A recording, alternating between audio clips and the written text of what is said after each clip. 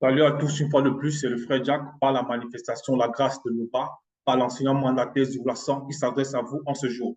Donc, on ne va pas tarder. Avant d'entrer dans le message, déjà n'oubliez pas que Kalatambale, le livre La Vérité, la Bible authentique, sans erreur ni contradiction, est manifesté pour toi, est manifesté pour vous, est manifesté pour tous ceux qui ont l'amour de la vérité. Donc, en ce qui concerne justement ces personnes-là, qui ont soif de justice et qui se posent des questions. Mais pourquoi, selon eux, dans leur visible, ils ressentent des tribulations, ils ressentent l'oppression, ils ressentent de la tristesse. Ils se posent des questions, mais comment est-ce que le Verbe agit? Comment est-ce que le Verbe va me délivrer de cet état? Donc ici, on aura la réponse à ça, du moins l'une des réponses, selon ce qui est permis par la grâce de Loba. Donc on va aller ici dans le livre de Locor. Dans Locor, c'est un puissant Mutopéda Modulé qui a eu une vision, qui a percé un mystère. Donc ici, là, il est dit ici dans le chapitre 1, dans le code déjà qui veut dire consoler. Parce que dans le titre ici de ce livre-ci, de ce puissant Mutopéda Moudi, c'est désastre et consolation. Désastre et consolation. Donc, lui-même, le corps qui veut dire consoler. Donc, on l'envoie pour consoler tous ceux-là qui ont soif de justice, qui attendent que le Verbe manifeste la justice, quoique le Verbe manifeste la justice à tout temps. À tout temps. Donc, on va entrer ici dans ce verset-là. Il est dit ici, dans le chapitre 1, oracle sur Diphum, donc Ninive. Oracle sur Diphum, Ninive. Donc, pour ceux qui ne connaissent pas, Ninive, c'est une grande cité qui a été bâtie dans les temps jadis par le puissant patriarche connu sous le nom véritable de Pasélé. Donc, dans les Bibles classiques, vous l'appelez Nimrod.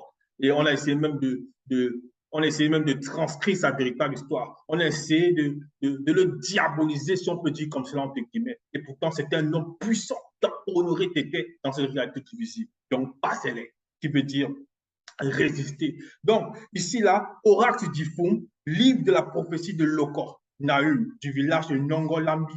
Donc, elle coche selon les Bibles classiques. Donc, livre de la prophétie, dont il a prophétisé parce qu'il a vu avec les yeux de l'esprit. Donc, on nous dit ici que c'est un oracle qui est prononcé contre cette ville-là, Difum, qui veut dire en même temps le royaume. Donc, on va entrer en profondeur. Dans le verset 2, il est dit, Moudima Beko qui s'est dit, est pleine de fureur, point virgule, se venge spirituellement des adversaires du peuple, point. Donc, Moudima Beko qui s'est dit, quand on entend déjà ce mot-là, quand on entend déjà ce nom-là, pour ceux qui connaissent, pour les initiés, ils sont conscients. Pour ceux qui sont en initiation, ils sont conscients de ce que cela va représenter. Parce que ici, là, c'est une entité terrifiante qui se manifeste à ce moment-là, dans cette fréquence-là. Moudima Bekokisedi est pleine de fureur. Donc, qui est Moudima Bekokisedi?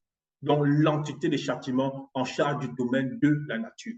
Qui est-elle réellement? On nous dit ici ce vent spirituellement des adversaires du peuple, se vont spirituellement des adversaires du peuple. Donc, cette entité-là, l'entité chacun son domaine de la nature, elle se vont spirituellement des entités, des adversaires du peuple.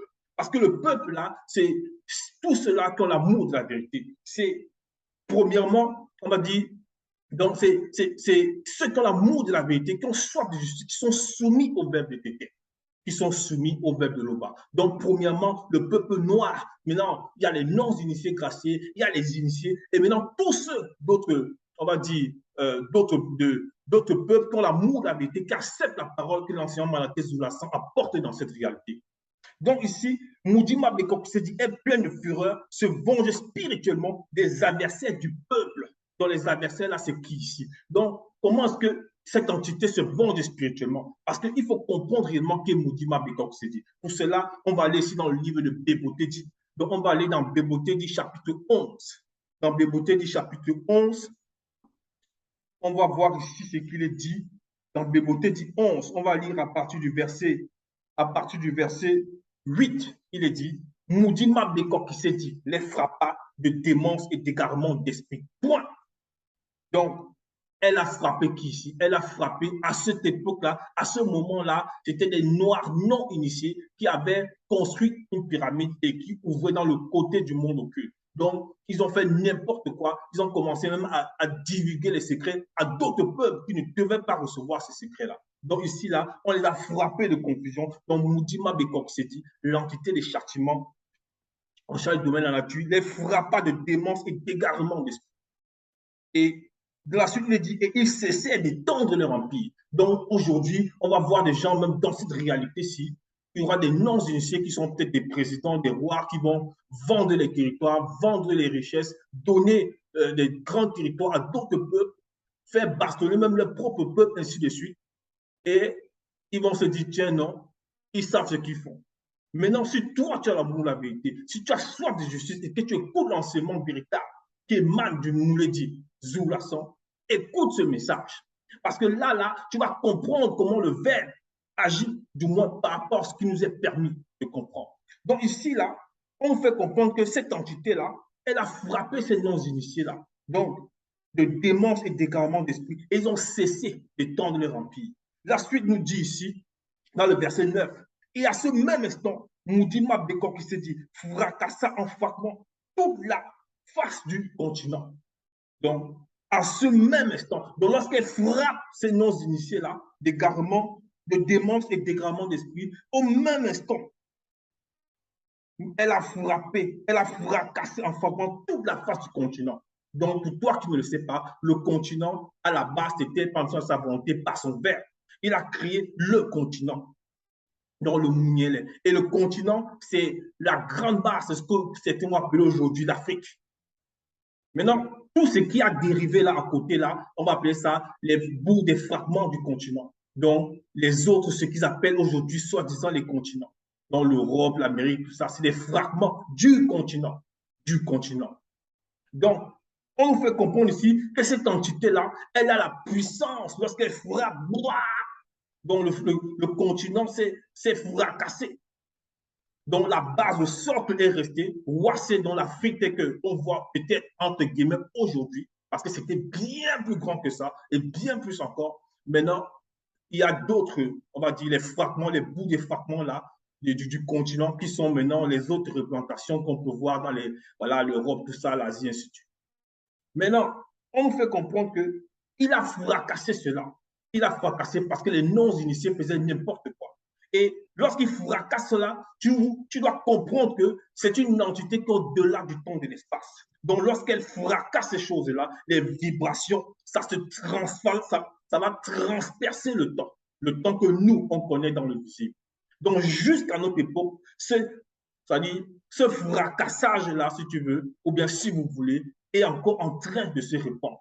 C'est pour ça que certains ont sorti les théories que non, tiens, l'Amérique latine a, selon eux, serait encore éloigné de l'Afrique de peut-être de 2 mm, de 2 cm en 10 ans, ainsi de suite, en un siècle. Certains m'ont dit non, l'Amérique latine s'est rapprochée de l'Afrique sur le dernier siècle de 2 cm, de 3 mm, parce que l'action que Moudima Bekok a manifestée à cette époque-là dans Béboté dit 11 est toujours en train de se produire. Parce qu'elle est au-delà du temps et de l'espace. Donc, c'est pour qu'on puisse comprendre ici de quelle entité on a affaire. Donc, lorsqu'on revient dans le livre de Locor, chapitre 2, on relit Moudima Bekok se dit est plein de fureur, se venge spirituellement des adversaires du peuple. Donc, elle se venge spirituellement des adversaires du peuple. Maintenant, les adversaires, premièrement, là, c'est qui? Parce qu'il faut comprendre que lorsque ce puissant patriarche qui prophétisait là, il parlait ici sur Ninive. Donc, Ninive, c'était une cité, une grande cité qui avait été bâtie, comme on l'a dit tantôt, par le roi, par Passelé, dans le premier souverain pontife dans la réalité difficile, noir initié, en chef consacré. Donc, plus tard, après que lui soit quitté le visible, plus tard, beaucoup de non-initiés ont commencé à manifester n'importe quoi. Ils ont commencé à ouvrir des portes et maintenant les démons ont commencé à les saisir. On commencé à les mettre sous influence. Ils ont commencé à pratiquer les orgies, les abominations, tout ce qu'on peut voir là, la scatophilie, à pratiquer les trucs homme-homme, femme-femme, ainsi de suite. La prostitution, l'ivrognerie, bref, toutes ces abominations. Donc, il fallait un nettoyage, il fallait une purification. Donc, ceux-là qui avaient l'amour, la vérité en cette époque, qui vivaient dans ces cités-là, ou bien les initiés, ils n'étaient pas touchés par ça. Mais toujours dit que le fait même d'observer ces choses, c'est une forme d'oppression. Le fait de voir comment ces gens agissent, c'est une forme d'oppression. Donc, ici, là, on nous fait comprendre que la consolation va se manifester. Après avoir vu toutes ces choses-là, le Verbe manifeste la consolation par cette entité-là. Et de la même façon qu'aujourd'hui, certains vont voir, comme on peut voir en Côte d'Ivoire ou bien au Cameroun, ils vont dire le phénomène des microbes. Des centaines d'enfants qui sortent dans la rue avec des couteaux, des armes soi-disant blanches, entre guillemets, c'est quoi les armes noires? Toujours est-il qu'ils vont sortir avec armés, ils vont extorquer de l'argent en route, frapper les gens, ainsi de suite. Et peut-être la police ne va rien faire. Donc il y en a qui vont se priver, ils vont dire, mais pourquoi? Jusqu'à combien de temps? Mais si on dit le peuple là reçoit la consolation, parce qu'il y a une désolation qui se manifeste. Ici, là, dans le verset 3 de Locor 1, verset 3, il est dit, il marche spirituellement dans la tempête, dans le tourbillon.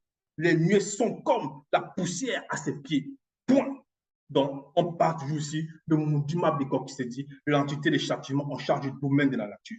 Donc, on dit qu'elle est pleine de fureur, cette entité-là. Elle se venge, elle venge spirituellement des adversaires du peuple. Les adversaires ici, dans le plan spirituel, ça va symboliser le monde occulte. Ça va symboliser les démons, ainsi de suite, les anges déchus, tout le monde occulte confondu.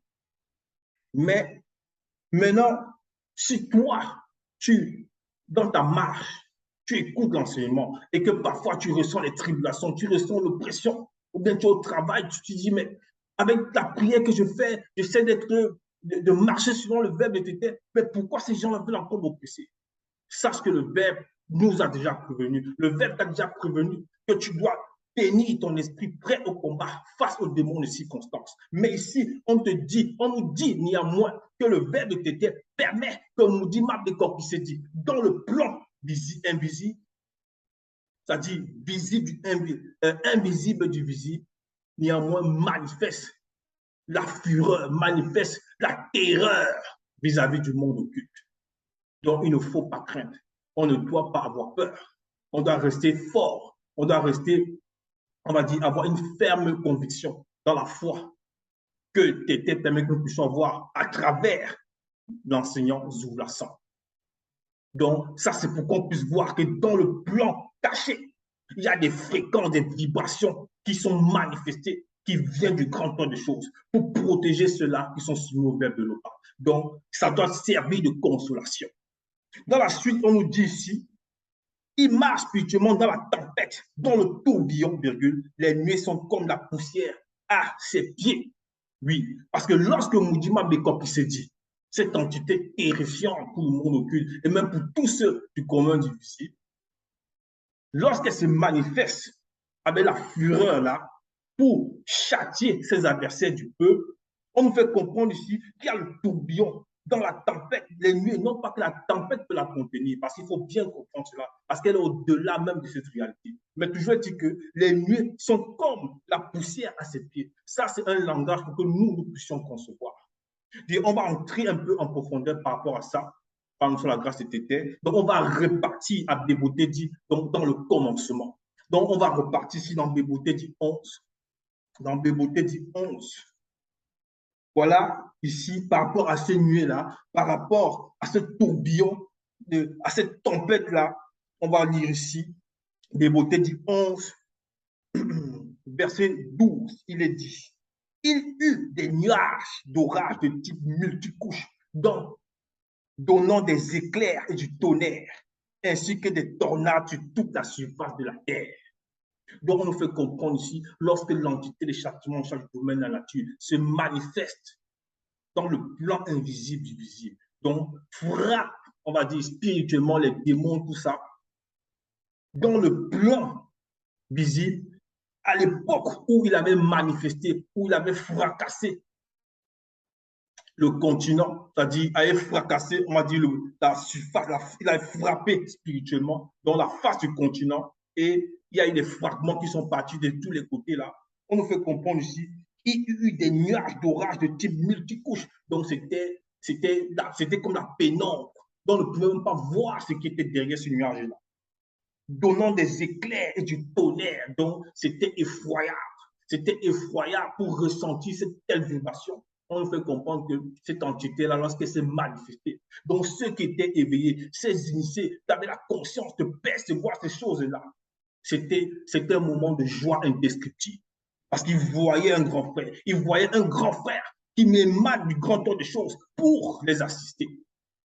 Donc, on nous fait comprendre ici, donnant des éclairs du tonnerre ainsi que des tornades sur toute la surface de la terre. Donc, cette entité-là, elle est terrifiante. Mudima Bekokisezi.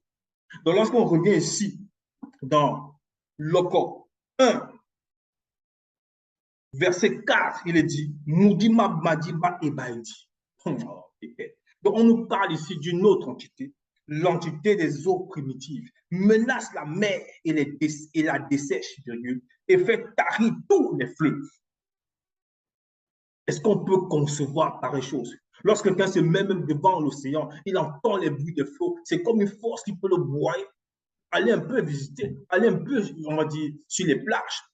En face de l'océan, vous ressentez une force, vous ressentez une puissance. Si maintenant vous êtes éveillé, si vous vous laissez guider par le verbe de Loba. Donc, on nous fait comprendre ici que Mudima Madiba Ebaidi, l'entité des eaux primitives, menace la mer et la dessèche, virgule. Déjà, on doit préciser ici que lorsque Tété crée par exemple sa volonté dans le continent, il a créé aussi l'océan et non la mer. La mer est venue juste à cause de la fracture qu'il y a eu là, dans des fragments du continent qui sont allés sur les côtés. C'est là où maintenant, pour les non-initiés, les Blancs, ils ont appelé la mer, ils ont appelé ces endroits-là les mers.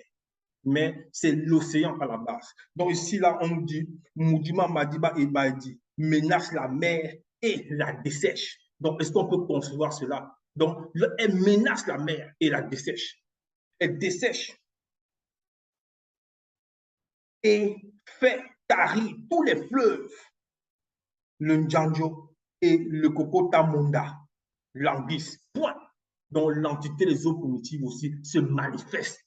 Elle se manifeste aussi dans le plan visible, donc invisible du visible.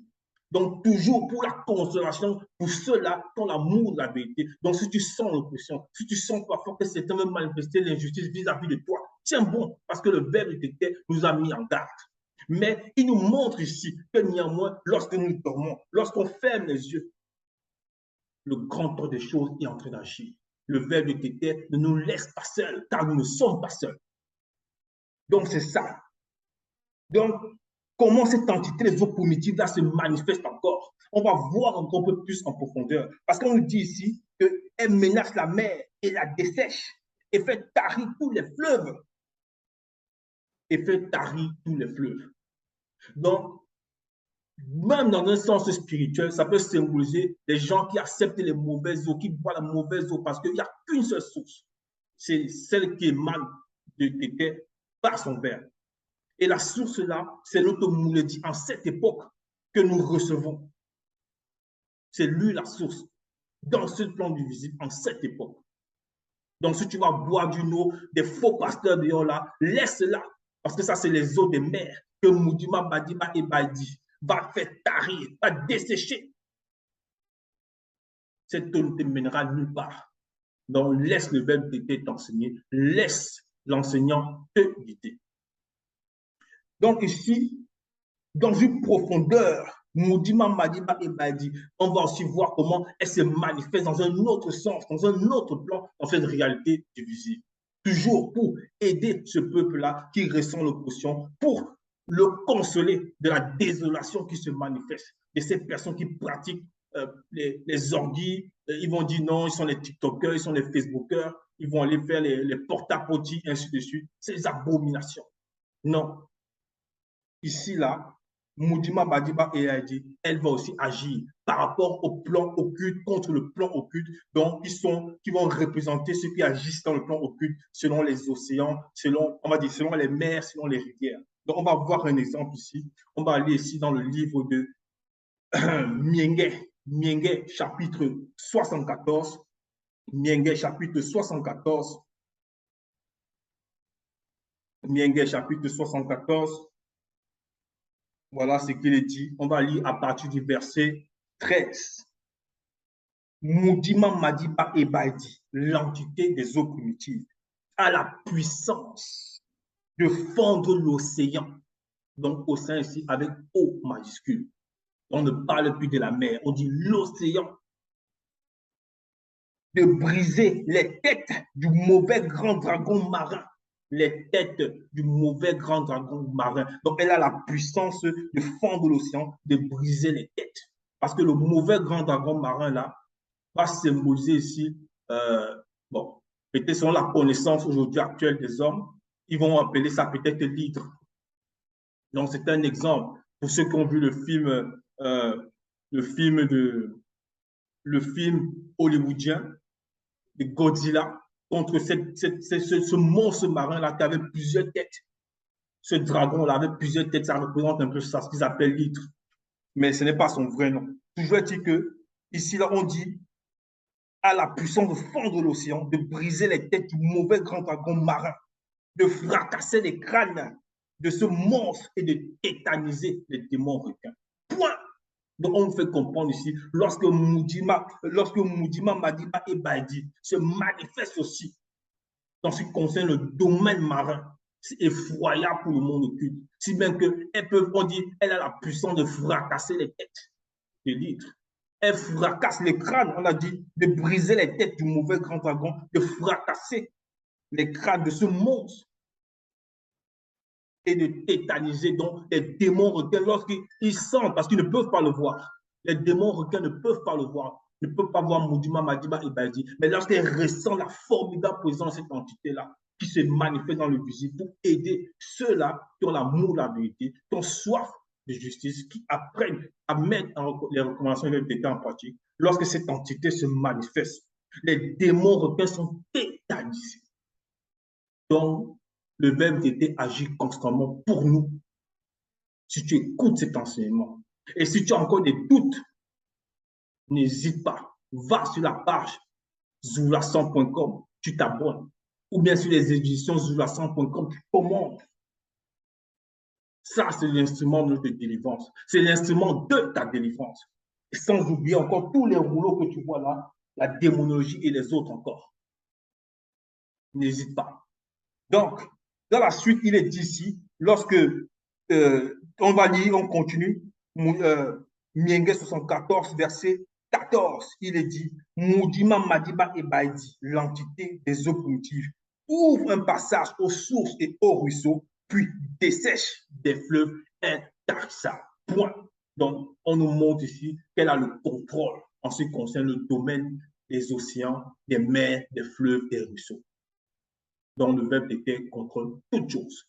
Donc, égal où on se trouve dans ces réalités difficiles, on doit constamment faire confiance au verbe de Loba. Que ce soit sur terre, que ce soit sur les mers, que ce soit dans les airs. Oui, dans les airs. Donc, lorsqu'on revient ici dans le livre de Loko, chapitre 1, on va lire au verset 5. Donc, il est dit, voilà, les montagnes s'ébranlent devant Mudima Bekokisedi et les collines se fondent en sa présence.